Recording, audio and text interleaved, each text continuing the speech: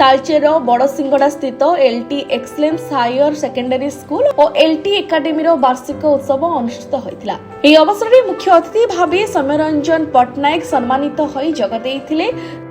बहुत दिन पर एलिट हायर सेकेंडरी स्कूल जो वार्षिक उत्सव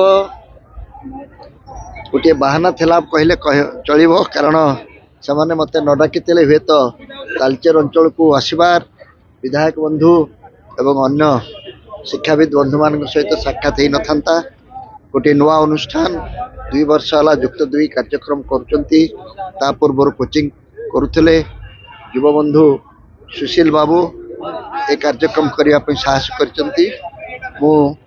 व्यक्तिगत भाव ये शिक्षानुष्ठान निजे संपृक्त अच्छी ए अनुष्ठान गढ़ा केते कष्ट और केते साहस दरकार केते धैर्य दरकार ताको मु बुझी से कही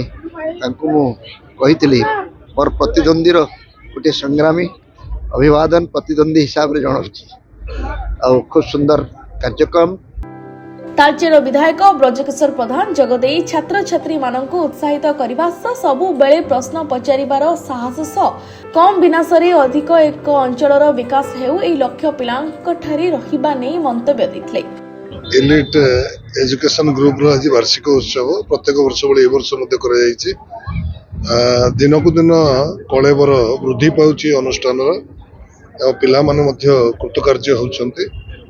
ता सहित तालचेर शिक्षा रे आउ गोटे फर्द जोड़ी है इलेक्ट ग्रुप एजुकेशन जो अनुष्ठान दायित्व रे सहित से काम कर अनुष्ठान को धन्यवाद देवा सहित छात्र छात्री मान भविष्य उज्जवल कामना करुचे। आगामी नववर्ष 2026 समस्त शुभमय हो शांतिमय हो सुखमय हो। परे विगत प्रतियोगिता मानंकरे कृतित्व हासिल करिथिबा छात्र छात्री मानंकु उपस्थित अतिथि माने पुरस्कार प्रदान करथिले। शेषरे अनुष्ठानर छात्र छात्री मानंक द्वारा सांस्कृतिक कार्यक्रम अनुष्ठित होइतिला। समस्तंकु प्रथमे हार्दिक अभिनंदन।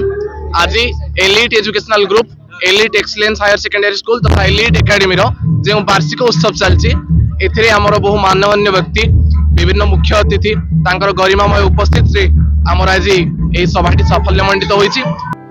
ब्यूरो रिपोर्ट जेबीआर समाचार।